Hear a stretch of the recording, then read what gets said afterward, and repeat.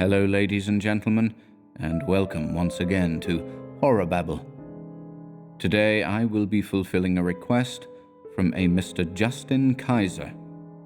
The Ensouled Violin by Helena Blavatsky. I hope you enjoy it.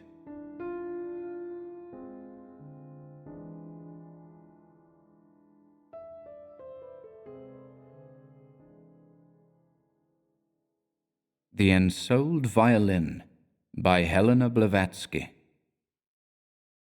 1.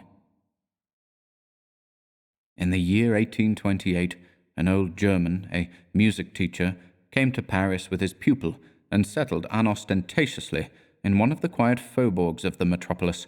The first rejoiced in the name of Samuel Klaus. The second answered to the more poetical appellation of Franz Stenio. The younger man was a violinist, gifted, as rumour went, with extraordinary, almost miraculous talent. Yet as he was poor and had not hitherto made a name for himself in Europe, he remained for several years in the capital of France, the heart and pulse of capricious continental fashion, unknown and unappreciated. Franz was a Styrian by birth, and at the time of the event to be presently described, he was a young man considerably under 30. A philosopher and a dreamer by nature, imbued with all the mystic oddities of true genius, he reminded one of some of the heroes in Hoffmann's Conte Fantastique. His earlier existence had been a very unusual, in fact, quite an eccentric one, and its history must be briefly told, for the better understanding of the present story. Born of very pious country people, in a quiet burg among the Styrian Alps, nursed by the native gnomes who watched over his cradle, growing up in the weird atmosphere of the ghouls and vampires who play such a prominent part in the household of every Styrian and Slavonian in southern Austria, educated later as a student in the shadow of the old Rhenish castles of Germany. Franz from his childhood had passed through every emotional stage on the plane of the so-called supernatural. He had also studied at one time the occult arts with an enthusiastic disciple of Paracelsus and Conrath. Alchemy had few theoretical secrets for him, and he had dabbled in ceremonial magic and sorcery with some Hungarian Zagans. Yet he loved above all else music, and above music, his violin. At the age of 22, he suddenly gave up his practical studies in the occult, and from that day, though as devoted as ever in thought to the beautiful Grecian gods, he surrendered himself entirely to his art.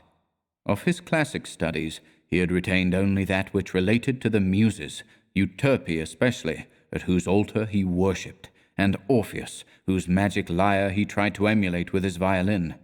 Except his dreamy belief in the nymphs and the sirens, on account probably of the double relationship of the latter to the Muses, through Calliope and Orpheus, he was interested but little in the matters of this sublunary world.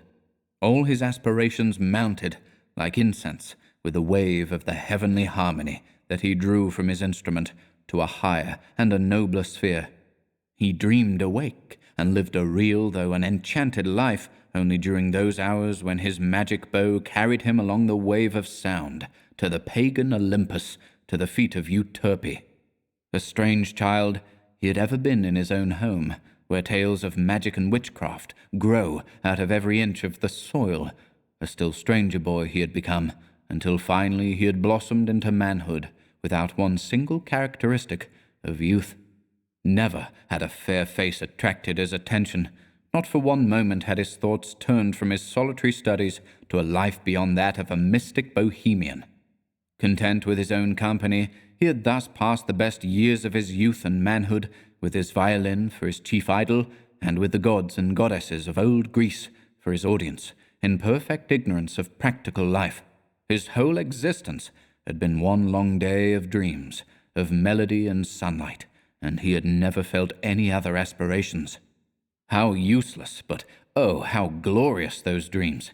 How vivid, and why should he desire any better fate? Was he not all that he wanted to be, transformed in a second of thought into one or another hero, from Orpheus, who held all nature breathless, to the urchin who piped away under the plane tree, to the naiads of Callirrhoe's crystal fountain? Did not the swift-footed nymphs frolic at his beck and call to the sound of the magic flute of the Arcadian shepherd, who was himself, behold, the goddess of love and beauty herself, descending from on high, attracted by the sweet-voiced notes of his violin. Yet there came a time when he preferred Syrinx to Aphrodite, not as the fair nymph pursued by Pan, but after her transformation by the merciful gods into the reed, out of which the frustrated god of the shepherds had made his magic pipe. For also, with time, ambition grows and is rarely satisfied. When he tried to emulate on his violin the enchanting sounds that resounded in his mind, the whole of Parnassus kept silent under the spell, or joined in heavenly chorus, but the audience he finally craved was composed of more than the gods sung by Hesiod, verily of the most appreciative meloman of European capitals. He felt jealous of the magic pipe, and would fain have had it at his command. "Oh, that I could allure a nymph into my beloved violin," he often cried, after awakening from one of his daydreams. "Oh, that I could only span in spirit flight the abyss of time! Oh, that I could find myself for one short day a partaker of the secret arts of the gods, a god myself, in the sight and hearing of enraptured humanity, and, having learned the mystery of the lyre of Orpheus, was secured within my violin a siren, thereby benefit mortals to my own glory." Thus, having for long years dreamed in the company of the gods of his fancy, he now took to dreaming of the transitory glories of fame upon this earth. But at this time he was suddenly called home by his widowed mother from one of the German universities, where he had lived for the last year or two. This was an event which brought his plans to an end, at least so far as the immediate future was concerned, for he had hitherto drawn upon her alone for his meagre pittance, and his means were not sufficient for an independent life outside his native place. His return had a very unexpected result.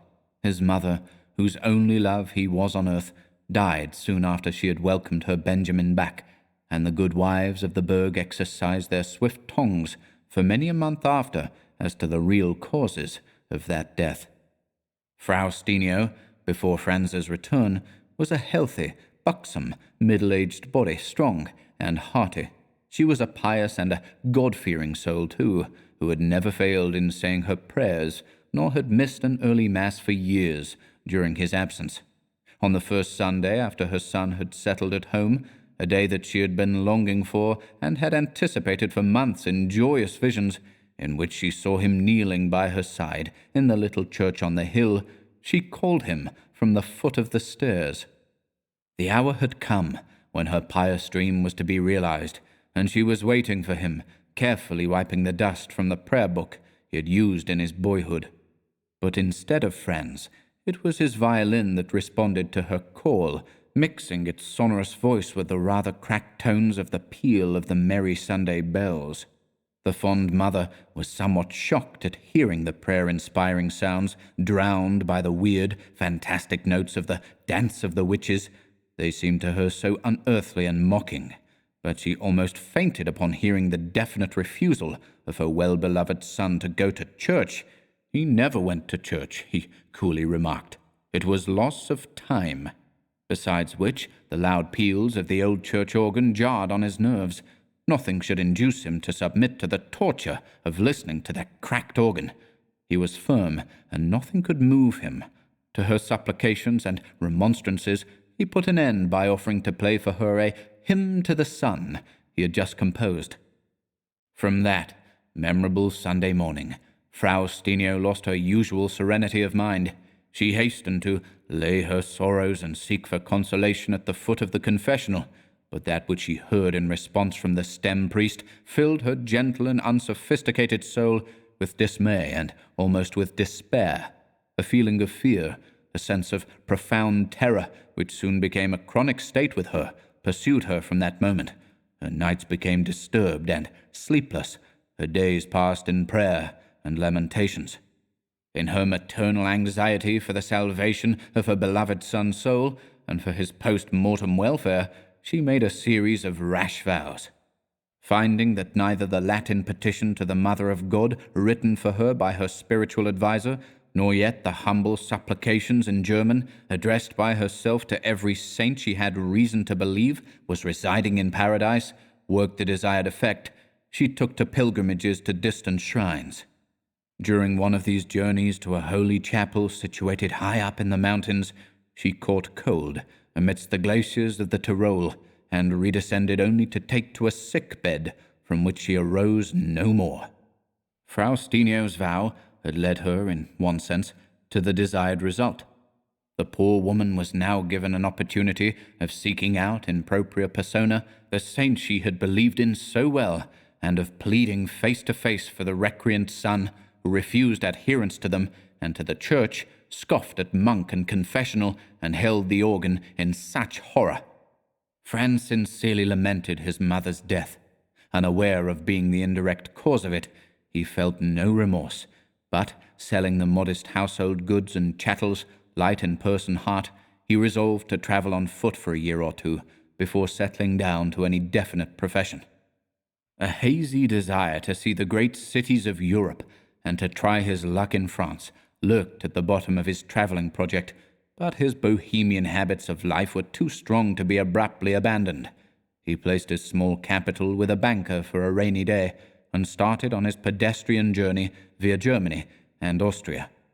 His violin paid for his board and lodging in the inns and farms on his way, and he passed his days in the green fields and in the solemn, silent woods, face to face with nature, dreaming all the time as usual with his eyes open. During the 3 months of his pleasant travels to and fro, he never descended for one moment from Parnassus, but, as an alchemist transmutes lead into gold, so he transformed everything on his way into a song of Hesiod or Anacreon. Every evening, while fiddling for his supper and bed, whether on a green lawn or in the hall of a rustic inn, his fancy changed the whole scene for him. Village swains and maidens became transfigured into Arcadian shepherds and nymphs. The sand-covered floor was now a green sward. The uncouth couples spinning round in a measured waltz with the wild grace of tamed bears became priests and priestesses of terpsichore. The bulky, cherry-cheeked and blue-eyed daughters of rural Germany were the Hesperides circling round the trees laden with the golden apples. Nor did the melodious strains of the Arcadian demigods piping on their syrinxes and audible but to his own enchanted ear vanish with the dawn. For no sooner was the curtain of sleep raised from his eyes than he would sally forth into a new magic realm of daydreams. On his way to some dark and solemn pine forest, he played incessantly to himself and to everything else. He fiddled to the green hill, and forthwith the mountain and the moss-covered rocks moved forward to hear him the better, as they had done at the sound of the Orphean lyre. He fiddled to the merry-voiced brook, to the hurrying river, and both slackened their speed and stopped their waves, and, becoming silent, seemed to listen to him in an entranced rapture. Even the long-legged stork, who stood meditatively on one leg on the thatched top of the rustic mill, gravely resolving unto himself the problem of his too long existence, sent out after him a long and strident cry, screeching, "Art thou Orpheus himself, O Steenio?" It was a period of full bliss, of a daily and almost hourly exaltation. The last words of his dying mother, whispering to him of the horrors of eternal condemnation, had left him unaffected, and the only vision her warning evoked in him was that of Pluto. By a ready association of ideas, he saw the lord of the dark nether kingdom greeting him as he had greeted the husband of Eurydice before him. Charmed with the magic sounds of his violin, the wheel of Ixion was at a standstill once more, thus affording relief to the wretched seducer of Juno, and giving the lie to those who claim eternity for the duration of the punishment of condemned sinners. He perceived Tantalus forgetting his never-ceasing thirst, and smacking his lips as he drank in the heaven-born melody. The stone of Sisyphus becoming motionless, the Furies themselves smiling on him, and the sovereign of the gloomy regions delighted, and awarding preference to his violin over the lyre of Orpheus. Taken au sérieux, mythology thus seems a decided antidote to fear in the face of theological threats, especially when strengthened with an insane and passionate love of music. With Franz, Euterpe proved always victorious in every contest, aye, even with hell itself. But there is an end to everything, and very soon Franz had to give up uninterrupted dreaming. He had reached the university town where dwelt his old violin teacher, Samuel Klaus. When this antiquated musician found that his beloved and favorite pupil, Franz, had been left poor in purse and still poorer in earthly affections, he felt his strong attachment to the boy awaken with tenfold force. He took Franz to his heart and forthwith adopted him as his son. The old teacher reminded people of one of those grotesque figures which look as if they had just stepped out of some medieval panel, and yet Klaus, with his fantastic allure of a night goblin, had the most loving heart, as tender as that of a woman, and the self-sacrificing nature of an old Christian martyr. When Franz had briefly narrated to him the history of his last few years, the professor took him by the hand, and leading him into his studies, simply said, "Stop with me, and put an end to your bohemian life. Make yourself famous. I am old and childless, and will be your father. Let us live together, and forget all save fame." And forthwith he offered to proceed with Franz to Paris, via several large German cities, where they would stop to give concerts. In a few days, Klaus succeeded in making Franz forget his vagrant life and its artistic independence, and reawakened in his pupil his now dormant ambition and desire for worldly fame. Hitherto, since his mother's death, he had been content to receive applause only from the gods and goddesses who inhabited his vivid fancy. Now he began to crave once more for the admiration of mortals.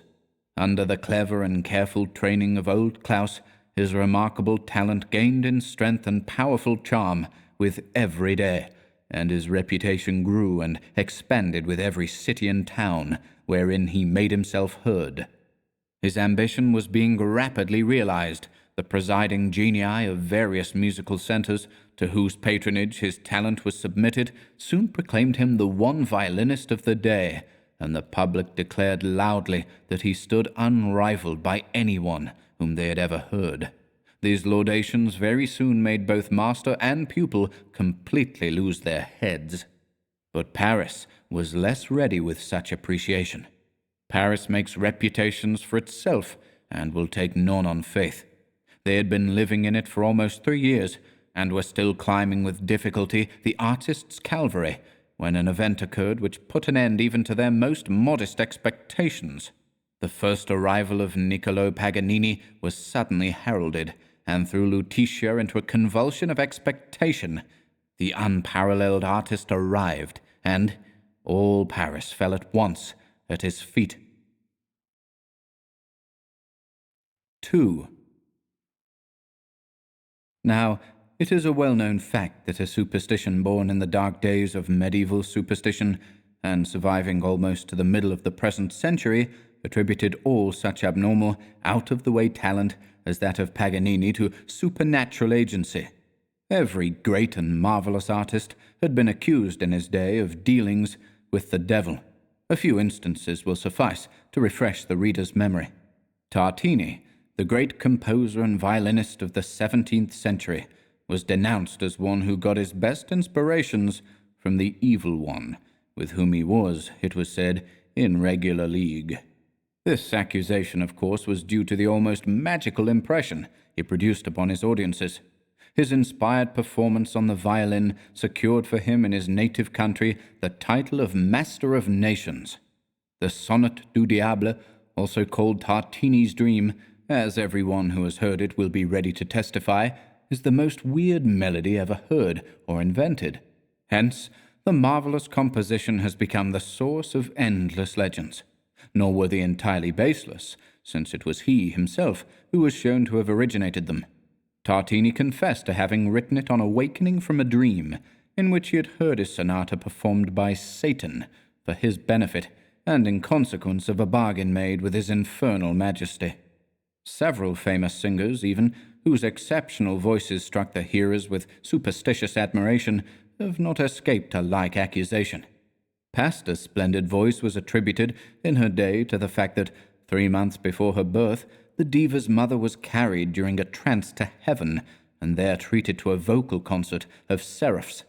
Malibran was indebted for her voice to Saint Cecilia, while others said she owed it to a demon who watched over her cradle and sung the baby to sleep. Finally, Paganini, the unrivaled performer, the mean Italian, who, like Dryden's Jubal striking on the corded shell, forced the throngs that followed him to worship the divine sounds produced, and made people say that less than a god could not dwell within the hollow of his violin. Paganini left a legend too.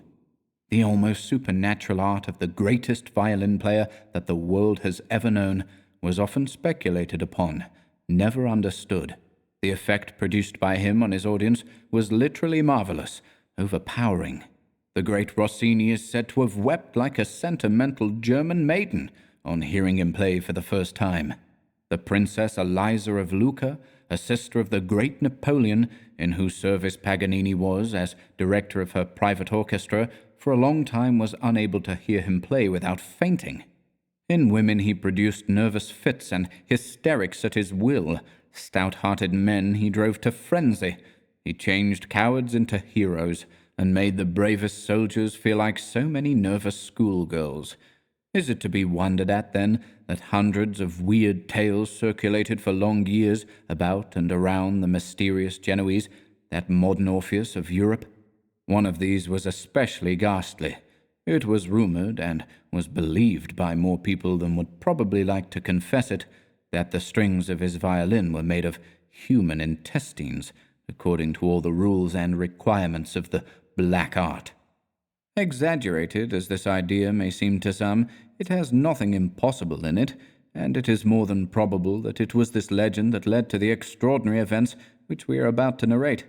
Human organs are often used by the Eastern black magicians, so-called, and it is an averred fact that some Bengali tantrikas, reciters of tantras or invocations to the demon, as a reverend writer has described them, use human corpses and certain internal and external organs pertaining to them as powerful magical agents for bad purposes.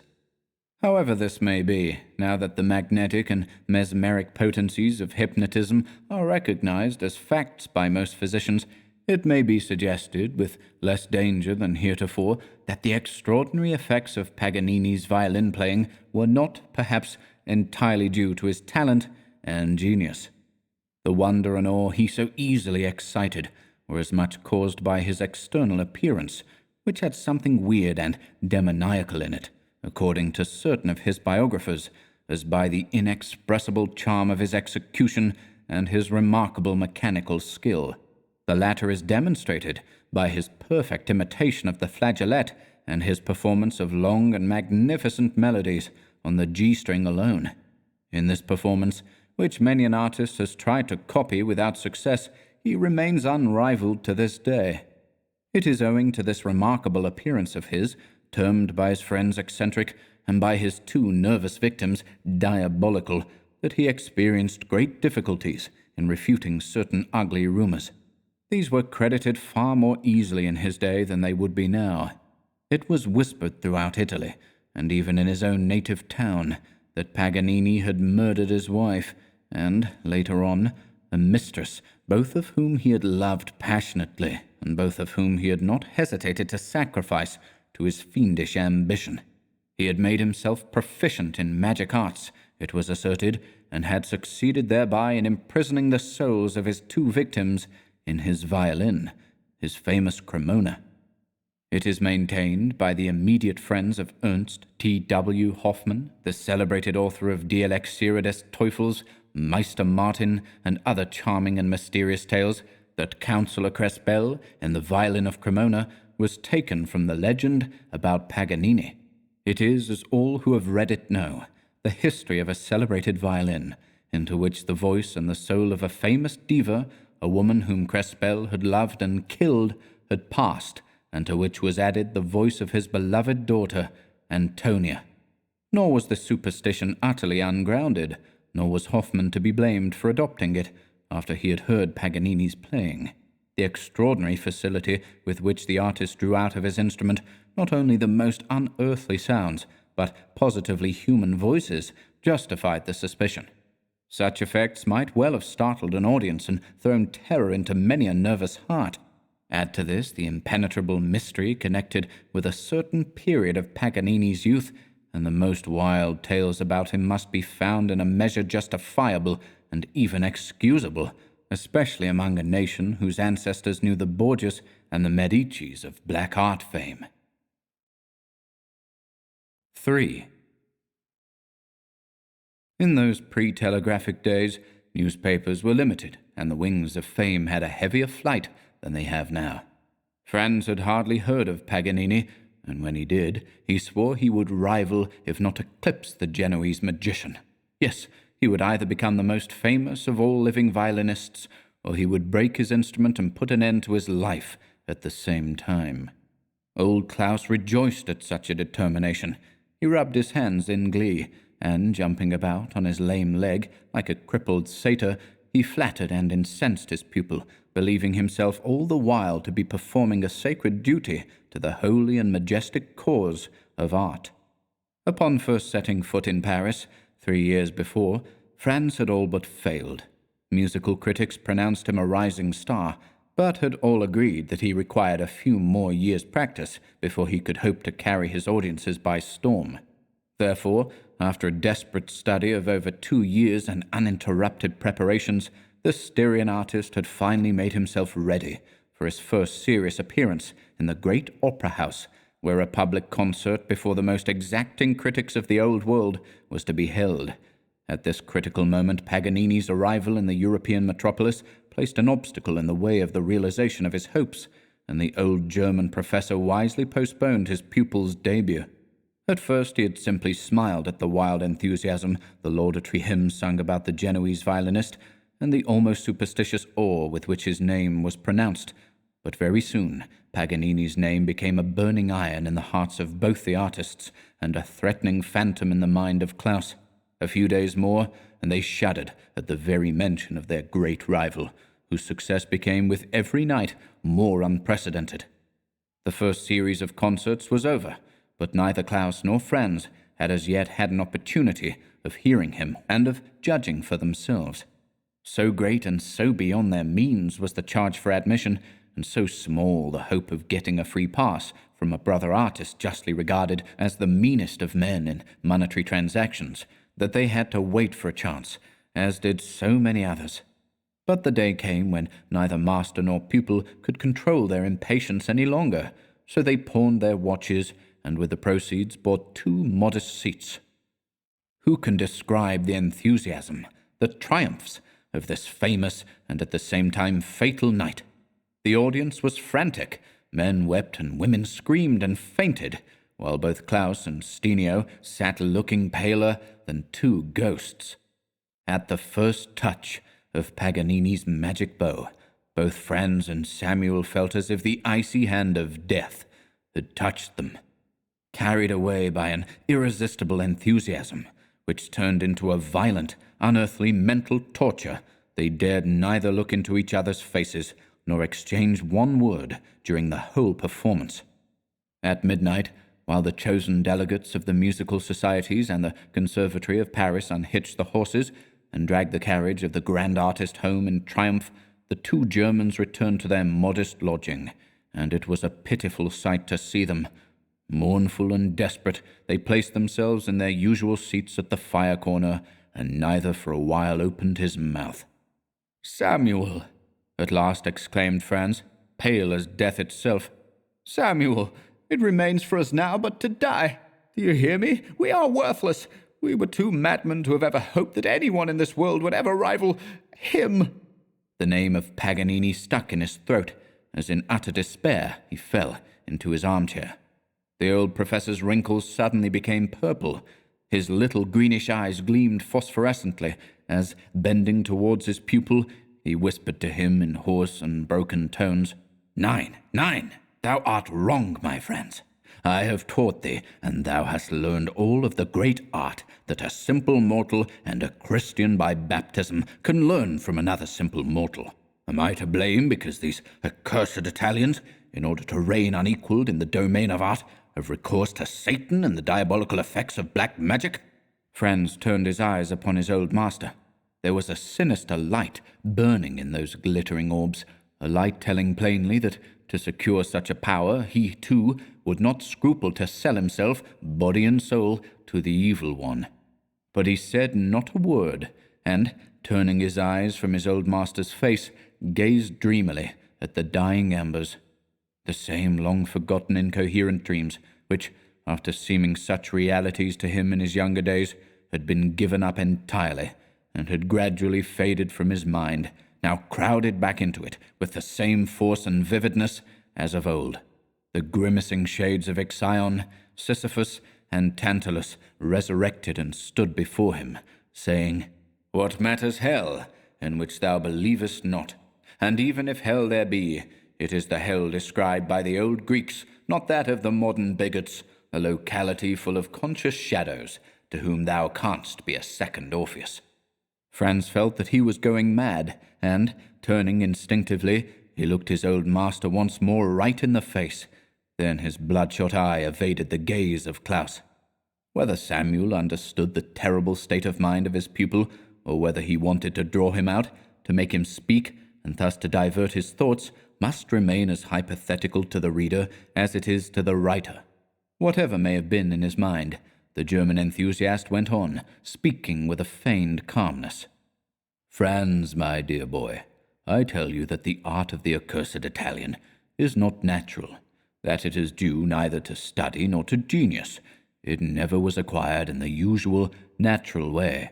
You need not stare at me in that wild manner, for what I say is in the mouth of millions of people. Listen to what I now tell you, and try to understand. You have heard the strange tale whispered about the famous Tartini.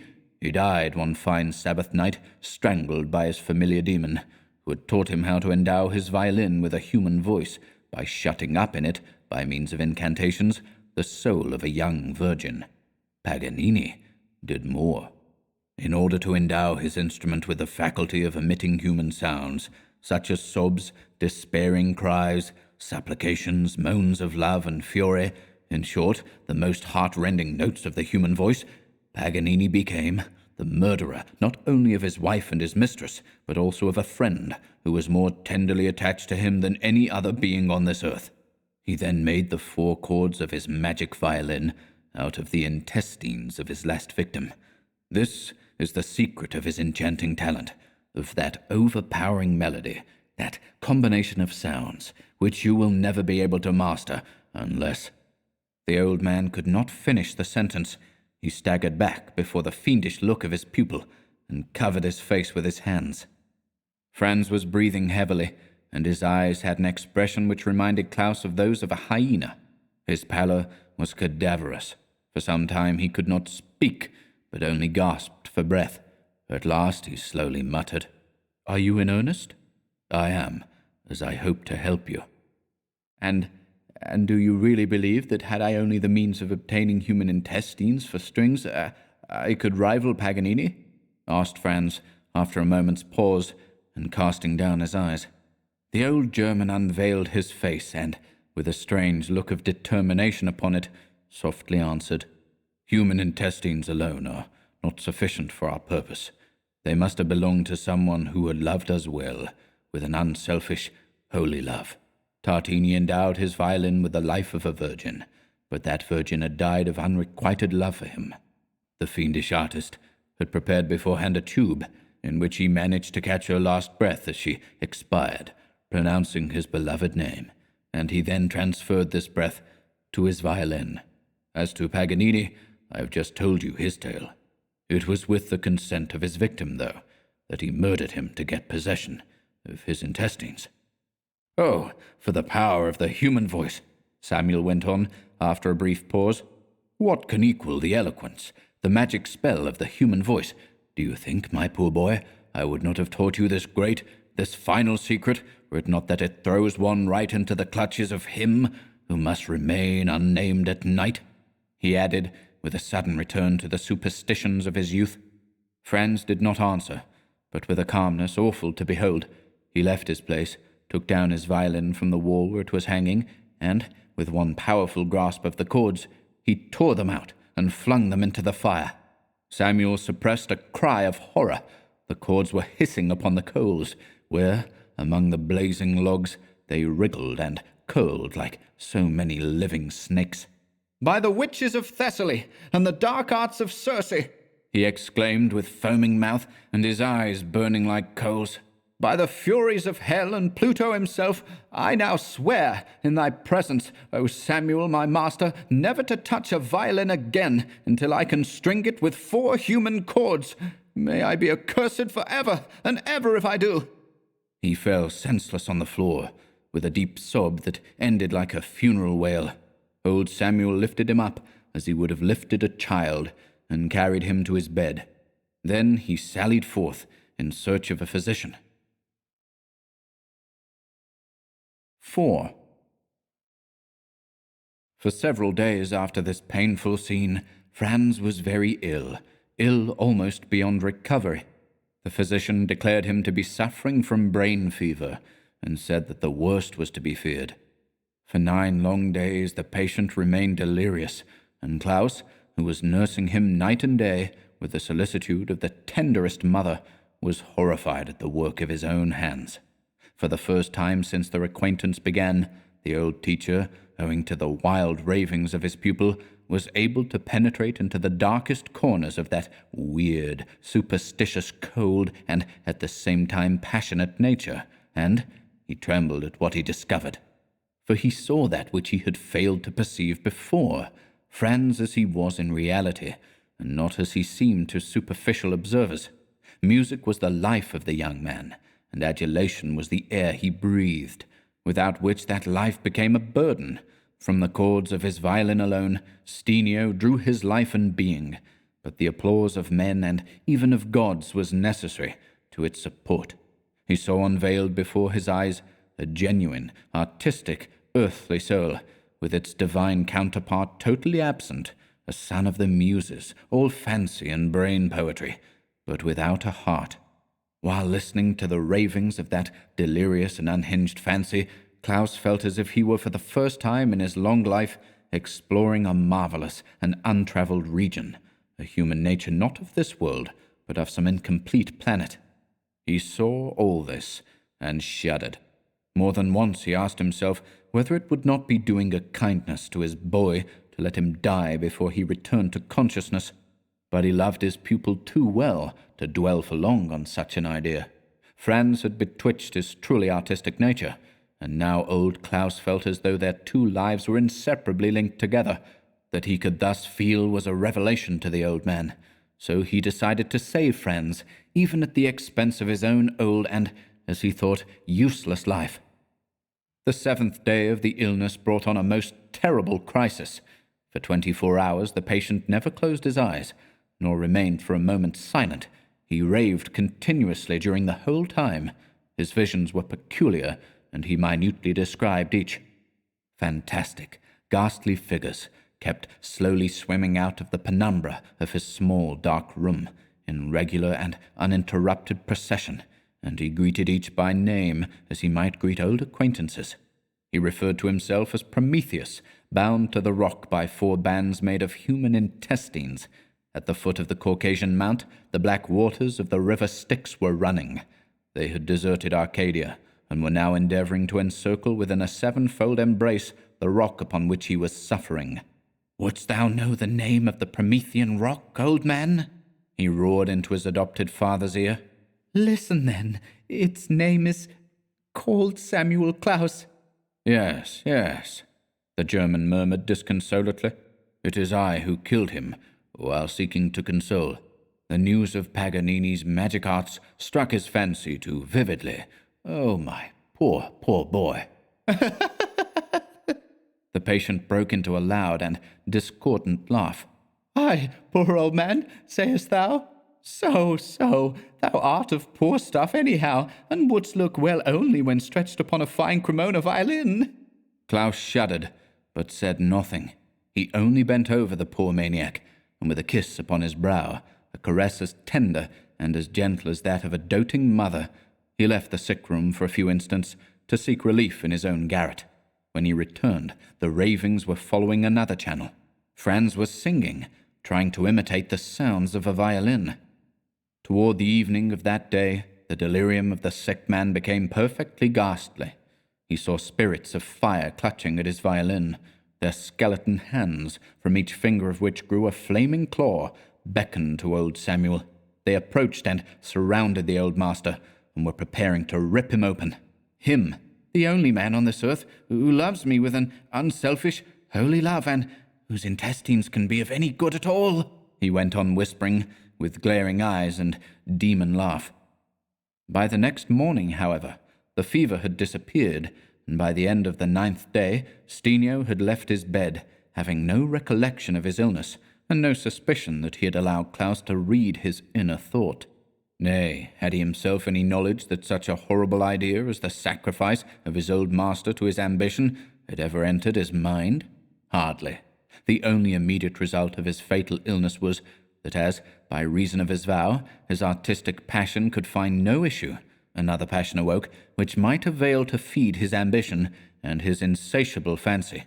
He plunged headlong into the study of the occult arts, of alchemy, and of magic. In the practice of magic, the young dreamer sought to stifle the voice of his passionate longing for his, as he thought, forever lost violin.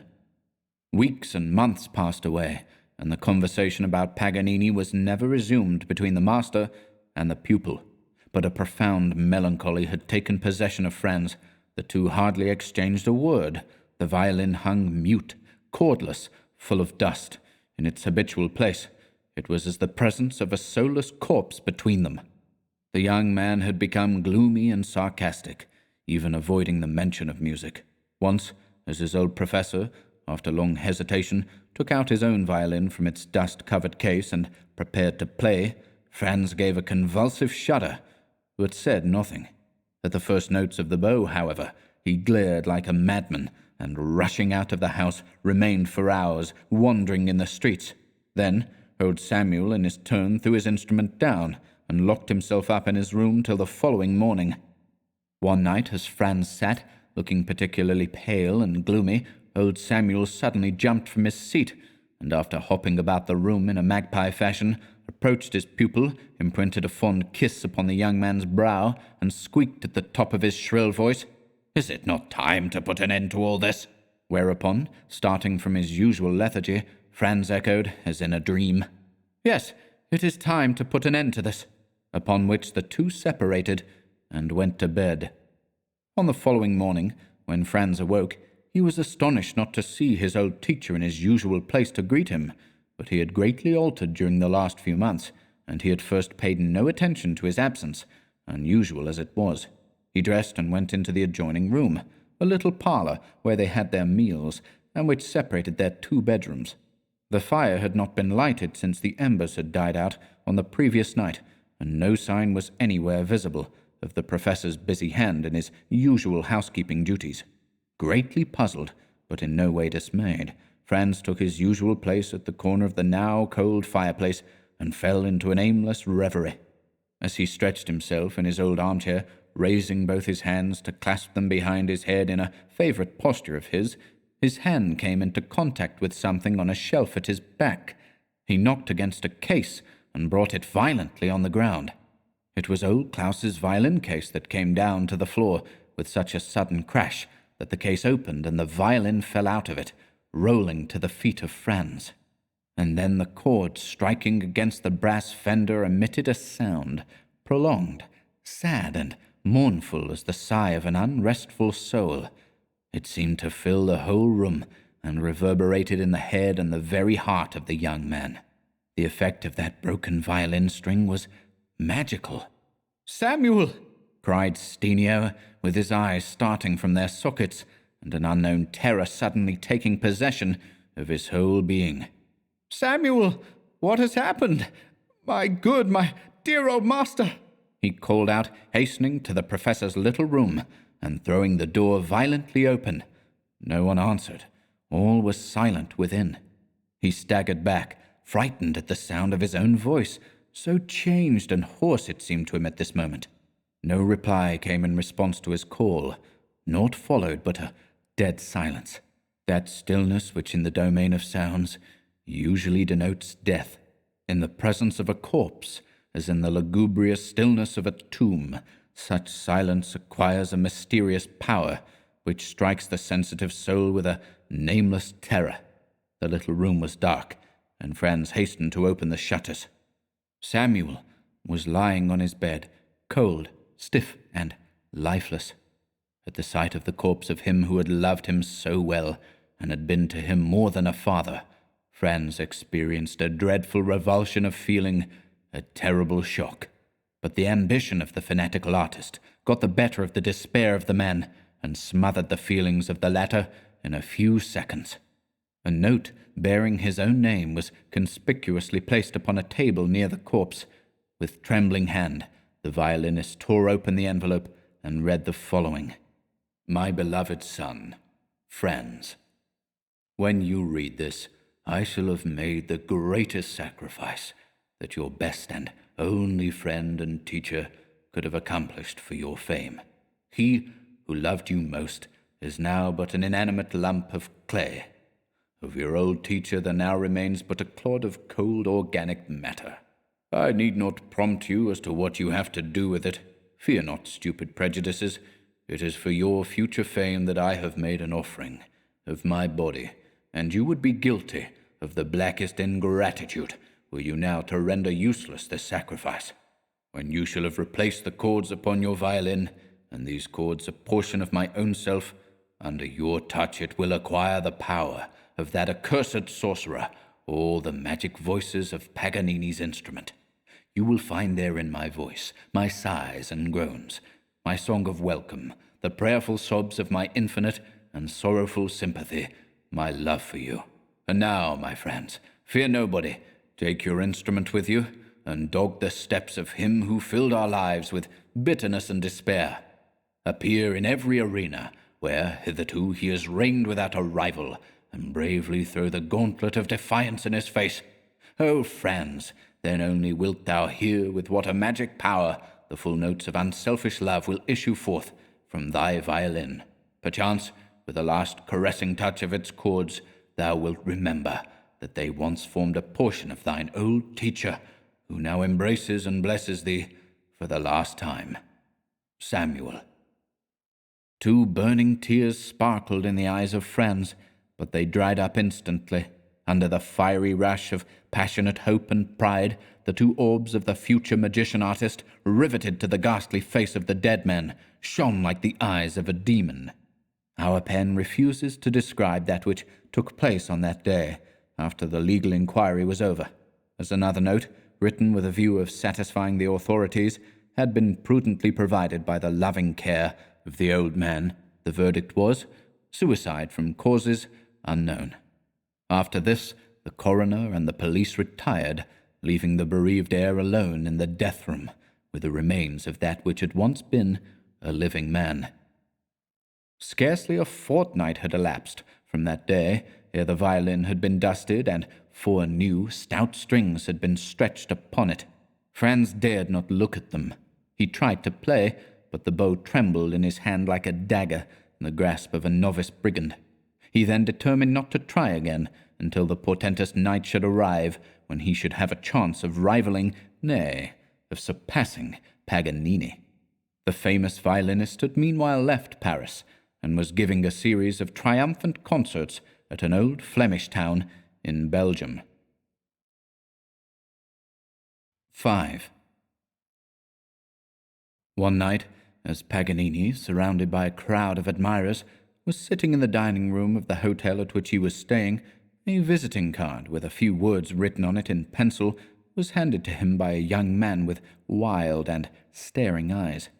Fixing upon the intruder a look which few persons could bear, but receiving back a glance as calm and determined as his own, Paganini slightly bowed, and then dryly said, "Sir, it shall be as you desire. Name the night. I am at your service." On the following morning the whole town was startled by the appearance of bills posted at the corner of every street, and bearing the strange notice, "On the night of blank, at the great theatre of blank, and for the first time, will appear before the public Franz Steenio, a German violinist, arrived purposely to throw down the gauntlet to the world-famous Paganini, and to challenge him to a duel upon their violins. He purposes to compete with the great virtuoso in the execution of the most difficult of his compositions. The famous Paganini has accepted the challenge. Franz Steenio will play, in competition with the unrivaled violinist, the celebrated Fantaisie Caprice of the latter, known as the witches.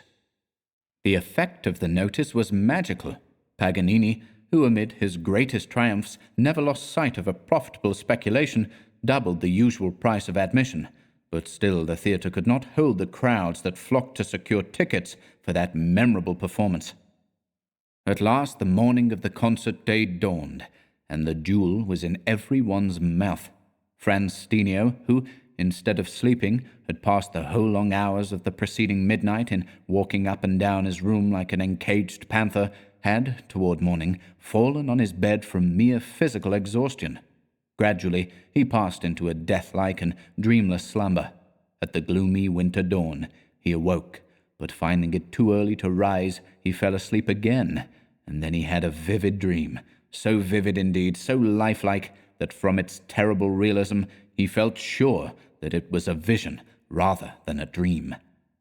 He had left his violin on a table by his bedside, locked in its case, the key of which never left him. Since he had strung it with those terrible chords, he never let it out of his sight for a moment. In accordance with his resolution, he had not touched it since his first trial, and his bow had never but once touched the human strings, for he had since always practiced on another instrument. But now in his sleep he saw something looking at the locked case. Something in it was attracting his attention, and he found himself incapable of detaching his eyes from it. Suddenly he saw the upper part of the case slowly rising, and within the chink thus produced he perceived two small phosphorescent green eyes but too familiar to him, fixing themselves on his lovingly, almost beseechingly. Then a thin, shrill voice, as if issuing from these ghastly orbs, the voice and orbs of Samuel Klaus himself, resounded in Steenio's horrified ear, and he heard it say, "Franz, my beloved boy, Franz, I cannot separate myself from them." And they twanged piteously inside the case. Franz stood speechless, horror-bound. He felt his blood actually freezing, and his hair moving and standing erect on his head. "It's but a dream, an empty dream," he attempted to formulate in his mind. "I have tried my best, Franzchen. I have tried my best to sever myself from these accursed strings without pulling them to pieces," pleaded the same shrill, familiar voice. "Wilt thou help me to do so?" Another twang, still more prolonged and dismal, resounded within the case, now dragged about the table in every direction by some interior power, like some living, wriggling thing, the twangs becoming sharper and more jerky with every new pull. It was not for the first time that Steenio heard those sounds. He had often remarked them before. Indeed, ever since he had used his master's viscera as a footstool for his own ambition. But on every occasion a feeling of creeping horror had prevented him from investigating their cause, and he had tried to assure himself that the sounds were only a hallucination. But now he stood face to face with the terrible fact, whether in dream or in reality he knew not, nor did he care, since the hallucination, if hallucination it were, was far more real and vivid than any reality. He tried to speak, to take a step forward, but as often happens in nightmares, he could neither utter a word nor move a finger. He felt hopelessly paralyzed. The pulls and jerks were becoming more desperate with each moment, and at last something inside the case snapped violently. The vision of his Stradivarius, devoid of its magical strings, flashed before his eyes, throwing him into a cold sweat of mute and unspeakable terror. He made a superhuman effort to rid himself of the incubus that held him spellbound, but as the last supplicating whisper of the invisible presence repeated, "Do help me to cut myself off," Franz sprang to the case with one bound, like an enraged tiger defending its prey, and with one frantic effort breaking the spell. "Leave the violin alone, you old fiend from hell!" he cried in hoarse and trembling tones. He violently shut down the self-raising lid, and while firmly pressing his left hand on it, he seized with the right a piece of rosin from the table and drew on the leather-covered top the sign of the six-pointed star, the seal used by King Solomon to bottle up the rebellious jinns inside their prisons. A wail, like the howl of a she-wolf moaning over her dead little ones, came out of the violin case. "Thou art ungrateful, very ungrateful, my friends," sobbed the blubbering spirit voice. "but I forgive, for I still love thee well. Yet thou canst not shut me in, boy. Behold!" And instantly a greyish mist spread over and covered case and table, and rising upward formed itself into an indistinct shape. Then it began growing, and as it grew, Franz felt himself gradually enfolded in cold and damp coils, slimy as those of a huge snake. He gave a terrible cry and awoke, but, strangely enough, not on his bed, but near the table, just as he had dreamed, pressing the violin case desperately with both his hands. "It was but a dream, after all," he muttered, still terrified, but relieved of the load on his heaving breast. With a tremendous effort, he composed himself and unlocked the case to inspect the violin. He found it covered with dust, but otherwise sound and in order, and he suddenly felt himself as cool and determined as ever. Having dusted the instrument, he carefully rosined the bow, tightened the strings, and tuned them. He even went so far as to try upon it the first notes of the witches, first cautiously and timidly, then using his bow boldly and with full force. The sound of that loud, solitary note, defiant as the war trumpet of a conqueror, sweet and majestic as the touch of a seraph on his golden harp in the fancy of the faithful, thrilled through the very soul of Franz. It revealed to him a hitherto unsuspected potency in his bow, which ran on in strains that filled the room with the richest swell of melody, unheard by the artist until that night. Commencing in uninterrupted legato tones, his bow sang to him of sun-bright hope and beauty, of moonlit nights, when the soft and balmy stillness endowed every blade of grass and all things animate and inanimate with a voice and a song of love. For a few brief moments it was a torrent of melody, the harmony of which, tuned to a soft woe, was calculated to make mountains weep, had there been any in the room, and to soothe even the inexorable powers of hell, the presence of which was undeniably felt in this modest hotel room. Suddenly, the solemn legato chant, contrary to all laws of harmony, quivered, became arpeggios, and ended in shrill staccatos like the notes of a hyena laugh. The same creeping sensation of terror as he had before felt came over him, and Franz threw the bow away. He had recognized the familiar laugh, and would have no more of it. Dressing, he locked the bedeviled violin securely in its case, and taking it with him to the dining-room, determined to await quietly the hour of trial. 6. The terrible hour of the struggle had come, and Stenio was at his post, calm, resolute, almost smiling. The theatre was crowded to suffocation, and there was not even standing room to be got for any amount of hard cash or favoritism. The singular challenge had reached every quarter to which the post could carry it, and gold flowed freely into Paganini's unfathomable pockets to an extent almost satisfying even to his insatiate and venal soul. It was arranged that Paganini should begin. When he appeared upon the stage, the thick walls of the theatre shook to their foundations with the applause that greeted him. He began and ended his famous composition, The Witches, amid a storm of cheers. The shouts of public enthusiasm lasted so long that Franz began to think his turn would never come. When, at last, Paganini, amid the roaring applause of a frantic public, was allowed to retire behind the scenes, his eye fell upon Stenio, who was tuning his violin, and he felt amazed at the serene calmness, the air of assurance of the unknown German artist. When Franz approached the footlights, he was received with icy coldness, but for all that he did not feel in the least disconcerted. He looked very pale, but his thin white lips wore a scornful smile as response to this dumb unwelcome. He was sure of his triumph.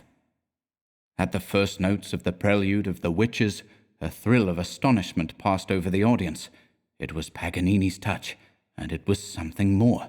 Some, and they were the majority, thought that never, in his best moments of inspiration, had the Italian artist himself, in executing that diabolical composition of his, exhibited such an extraordinary diabolical power. Under the pressure of the long, muscular fingers of Franz, the chords shivered like the palpitating intestines of a disemboweled victim under the vivisector's knife. They moaned melodiously like a dying child. The large blue eye of the artist, fixed with a satanic expression upon the sounding board, seemed to summon forth Orpheus himself from the infernal regions, rather than the musical notes supposed to be generated in the depths of the violin. Sounds seemed to transform themselves into objective shapes, thickly and precipitately gathering, as at the evocation of a mighty magician, and to be whirling around him like a host of fantastic, infernal figures dancing the witch's goat dance. In the empty depths of the shadowy background of the stage, behind the artist, a nameless phantasmagoria produced by the concussion of unearthly vibrations seemed to form pictures of shameless orgies, of the voluptuous hymens of a real witch's sabbat. A collective hallucination took hold of the public. Panting for breath, ghastly and trickling with the icy perspiration of an inexpressible horror, they sat spellbound, and unable to break the spell of the music by the slightest motion. They experienced all the illicit enervating delights of the paradise of Mohammed, that came into the disordered fancy of an opium-eating Mussulman, and felt at the same time the abject terror, the agony of one who struggles against an attack of delirium tremens. Many ladies shrieked aloud, others fainted, and strong men gnashed their teeth in a state of utter helplessness. Then came the finale. Thundering, uninterrupted applause delayed its beginning, expanding the momentary pause to a duration of almost a quarter of an hour. The bravos were furious, almost hysterical. At last, when after a profound and last bow, Stenio, whose smile was as sardonic as it was triumphant, lifted his bow to attack the famous finale, his eye fell upon Paganini, who, calmly seated in the manager's box, had been behind none in zealous applause. The small and piercing black eyes of the Genoese artist were riveted to the Stradivarius in the hands of Franz, but otherwise he seemed quite cool and unconcerned. His rival's face troubled him for one short instant, but he regained his self-possession and, lifting once more his bow, drew the first note. Then the public enthusiasm reached its acme, and soon knew no bounds. The listeners heard and saw indeed. The witches' voices resounded in the air, and beyond all the other voices, one voice was heard. Discordant and unlike to human sounds, it seemed of dogs the bark, of wolves the howl, the doleful screechings of the midnight owl, the hiss of snakes, the hungry lion's roar, the sounds of billows beating on the shore, the groan of winds among the leafy wood, and burst of thunder from the rending cloud. 'Twas these, all these in one. The magic bow was drawing forth its last quivering sounds, famous among prodigious musical feats, imitating the precipitate flight of the witches before bright dawn, of the unholy women saturated with the fumes of their nocturnal saturnalia, when a strange thing came to pass on the stage. Without the slightest transition, the notes suddenly changed. In their aerial flight of ascension and descent, their melody was unexpectedly altered in character. The sounds became confused, scattered, disconnected, and then, it seemed from the sounding board of the violin, came out swearing, jarring tones, like those of a street punch, screaming at the top of a senile voice, "Art thou satisfied, Franz, my boy? Have not I gloriously kept my promise, eh?" The spell was broken. Though still unable to realize the whole situation, those who heard the voice and the Punchinello-like tones were freed, as by enchantment, from the terrible charm under which they had been held. Loud roars of laughter, mocking exclamations of half anger and half irritation were now heard from every corner of the vast theatre. The musicians in the orchestra, with faces still blanched from weird emotion, were now seen shaking with laughter, and the whole audience rose, like one man, from their seats, unable yet to solve the enigma. They felt, nevertheless, too disgusted, too disposed to laugh, to remain one moment longer in the building. But suddenly, the sea of moving heads in the stalls and the pit became once more motionless, and stood petrified, as though struck by lightning. What all saw was terrible enough. The handsome though wild face of the young artist suddenly aged, and his graceful, erect figure bent down, as though under the weight of years. But this was nothing to that which some of the most sensitive clearly perceived. Francisco's person was now entirely enveloped in a semi-transparent mist, cloud-like, creeping with serpentine motion, and gradually tightening round the living form, as though ready to engulf him. And there were those also who discerned in this tall and ominous pillar of smoke a clearly defined figure, a form showing the unmistakable outlines of a grotesque and grinning, but terribly awful-looking old man, whose viscera were protruding, and the ends of the intestines stretched on the violin. Within this hazy, quivering veil, the violinist was then seen, driving his bow furiously across the human chords with the contortions of a demoniac, as we see them represented on medieval cathedral paintings. An indescribable panic swept over the audience, and breaking now, for the last time, through the spell which had again bound them motionless, every living creature in the theatre made one mad rush towards the door. It was like the sudden outburst of a dam, a human torrent, roaring amid a shower of discordant notes, idiotic squeakings, prolonged and whining moans, cacophonous cries of frenzy, above which, like the detonations of pistol shots, was heard the consecutive bursting of the 4 strings stretched upon the soundboard of that bewitched violin. When the theatre was emptied of the last man of the audience, the terrified manager rushed on the stage in search of the unfortunate performer. He was found dead, and already stiff, behind the footlights, twisted up into the most unnatural of postures, with the catguts wound curiously round his neck, and his violin shattered into 1,000 fragments. When it became publicly known that the unfortunate would-be rival of Niccolo Paganini had not left a cent to pay for his funeral or his hotel bill, the Genoese, his proverbial meanness notwithstanding, settled the hotel bill and had poor Steenio buried at his own expense. He claimed, however, in exchange the fragments of the Stradivarius as a memento of the strange event.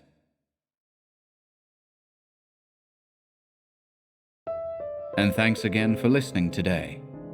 Quite the challenge, this one, but I thoroughly enjoyed reading it. So thanks once again to Justin Kaiser for the request. And until next time, goodbye.